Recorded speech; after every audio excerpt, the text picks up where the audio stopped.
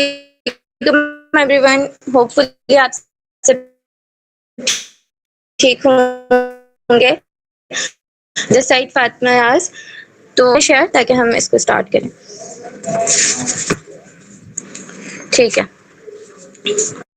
और स्क्रीन भी शेयर हो गई है।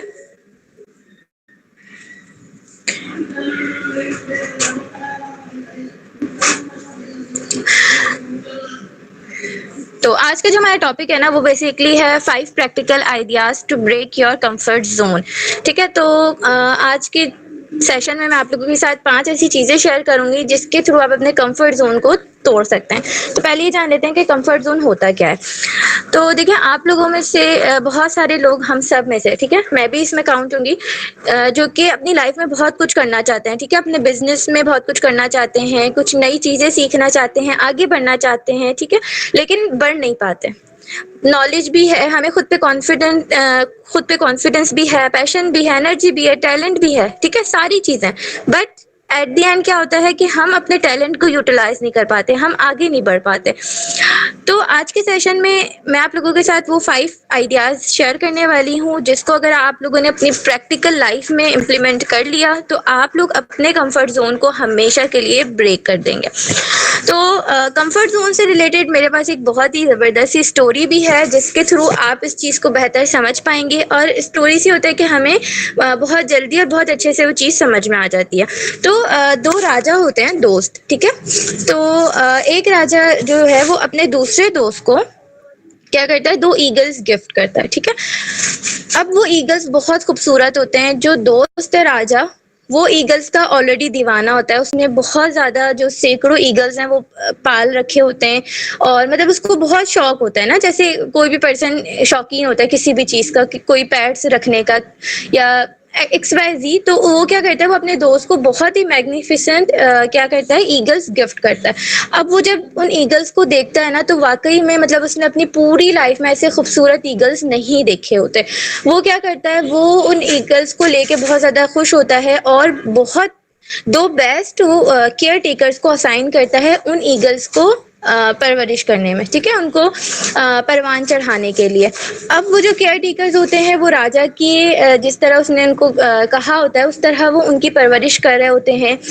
और वो हर महीने बाद जाकर उनको खुद भी देखता है, और जब जब वो उन ईगल्स को देखता है ना, तो वो पहले से ज़्यादा खुश हो जाता है। मतलब उसको इस बात का यकीन होता है कि जब ये ईगल बड़े होंगे और उड़ान भरेंगे ना, तो इन जैसी उड़ान किसी की नहीं होगी, ठीक है। फिर एक वक्त आ ही जाता है जब वो ईगल्स उड़ान भरने के लिए तैयार होते हैं। अब उन दोनों ईगल्स को एक टहनी पर, एक ब्रांच पे जाके बिठाया जाता है, जहाँ पर वो बैठते थे ऑलरेडी। वहां से उनको, जो उनका केयर टेकर होता है, वो इशारा करता है कि उड़ो, मतलब ना उड़ान भरो। तो उसमें से एक जो ईगल होता है, वो उड़ता जाता है, और उसकी उड़ान बहुत ज़बरदस्त होती है। और उसी के साथ जो दूसरा ईगल होता है, जो कि सेम तरीके से पला बड़ा, वो क्या करता है, वो 2-3 मिनट के लिए घूम के आके दोबारा से उस ब्रांच पे बैठ जाता है।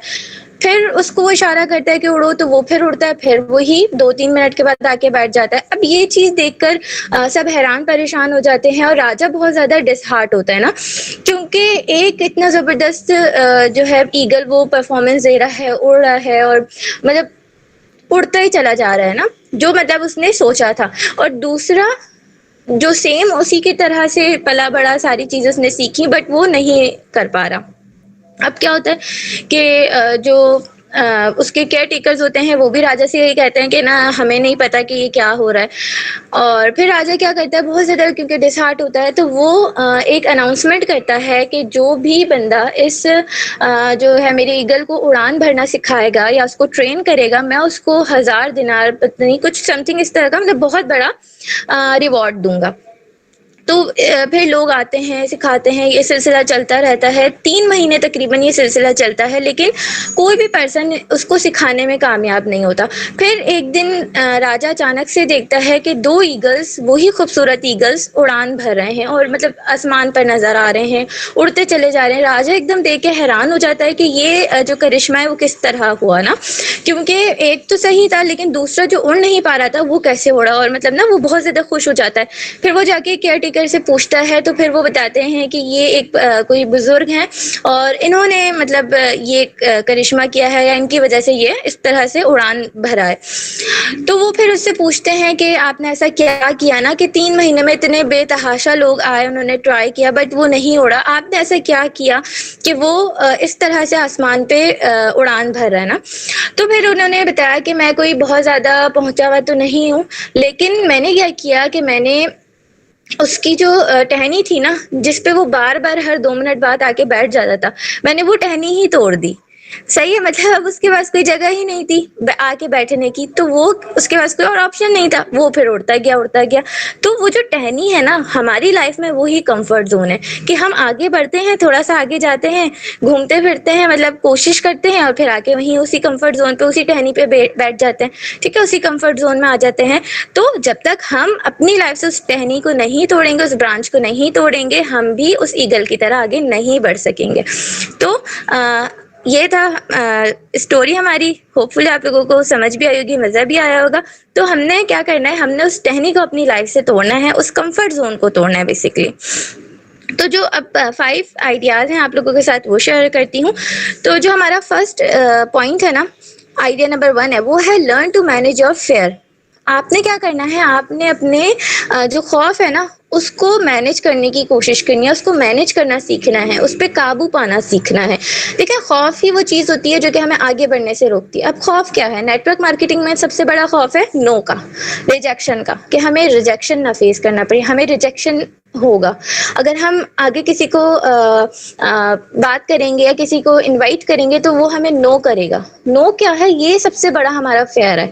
अगर हमने इस नो पे काबू पा लिया ना, इस फेयर पे काबू पा लिया कि इट्स ओके, अगर नो होता है तो कोई मसला नहीं है, ये लाइफ का हिस्सा है। ठीक है, नेटवर्क मार्केटिंग का हिस्सा है नो, क्योंकि ये चीज़ तो हमने बहुत पहले से सीखी है ना कि अगर आप 10 लोगों को अपना बिजनेस प्लान समझाते हो, दिखाते हो, तो उसमें से एक ही बंदा आएगा। तो जब आपने वो चीज़ सीखी है, समझी, आपके माइंड में है, तो फिर नो से आपको फर्क नहीं पड़ता, ना पड़ना चाहिए। तो यही सबसे बड़ा आपका खौफ है जिंदगी में जो आपको रोकता है कहीं भी आगे बढ़ने के लिए। रिजेक्शन होगा या लोग क्या कहेंगे या मैं कैसे करूँगा, ये अगर आपने इस चीज़ पे काबू पा लिया तो आप समझें कि आप कामयाब है। ठीक है, आइडिया नंबर 2 है हमारे पास, surround yourself with confident people. अपने जो है कॉन्फिडेंट लोगों के मतलब अपना जो उठना बैठना गैदरिंग रखें वो कॉन्फिडेंट पीपल्स के साथ रखें। ठीक है, क्या होगा जब आप उनको देखेंगे ना, उनको कामयाब होता हुआ देखेंगे या उनकी जो पॉजिटिव एनर्जीज है ना वो कुछ आपके अंदर भी आएंगी, आप देखेंगे आपको एक ऐसा लगेगा कि जब वो कर सकते हैं तो मैं क्यों नहीं। ठीक है, और अगर आप ऐसे लोगों के साथ रहेंगे जो कि कॉन्फिडेंस नहीं है, नेगेटिव हैं, तो आप फिर उनके साथ कॉन्फिडेंट नहीं हो सकते। तो अगर आप पॉजिटिव लोगों में, कॉन्फिडेंट लोगों में बैठेंगे, उनसे सीखेंगे या उनके साथ थोड़ी रहने की कोशिश करेंगे तो आपके अंदर एक बहुत अच्छी वाइब्स आएंगी, पॉजिटिव वाइब्स आएंगी और वो लोग आपको इनकरेज करेंगे अपना कंफर्ट जोन ब्रेक करने के लिए या आगे बढ़ने के लिए।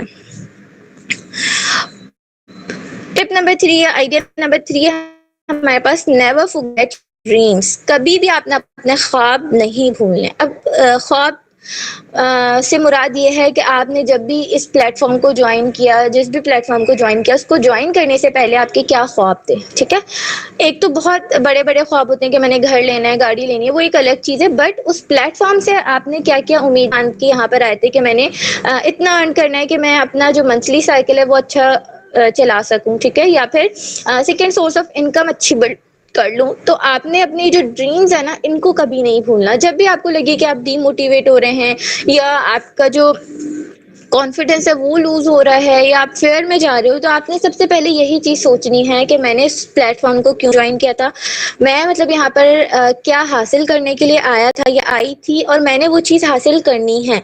क्योंकि ख्वाब ही वो चीज होते हैं, या ख्वाब आप समझ लें कि वो चीज़ है जो कि आपको मंजिल तक लेके जाती है। ठीक है, मतलब जिस बंदे का कोई ख्वाब नहीं उसकी फिर जिंदगी बेमायने है, ये भी कहा जाता है। तो आपने क्या करना है, आपने हमेशा अपने ख्वाबों को याद रखना है और उन ख्वाबों को हासिल करने के लिए कोशिश करनी है।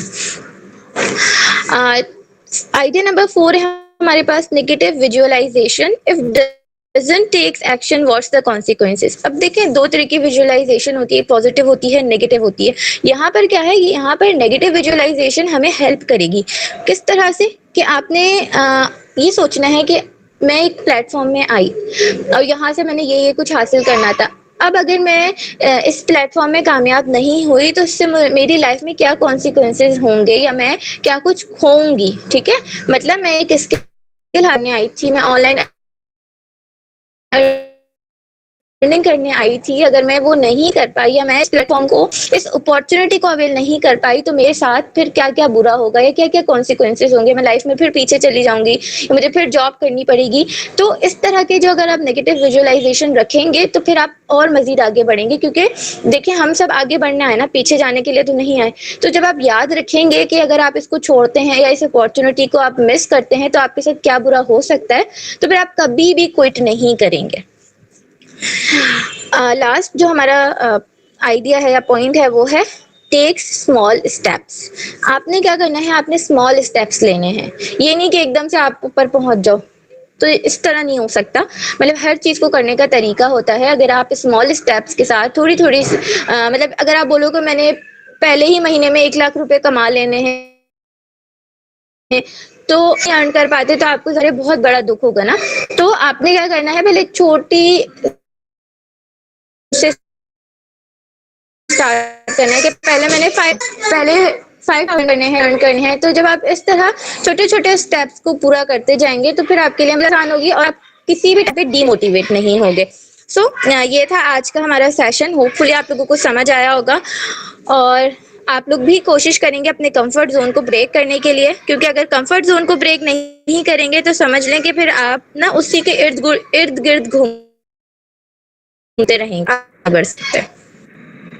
बहुत बहुत शुक्रिया सिस्टर फातिमा साहब का। बहुत टैलेंटेड नेटवर्कर हैं, बहुत टैलेंटेड ट्रेनर हैं, माशाल्लाह अपना ब्रांड चलाती हैं कराची से,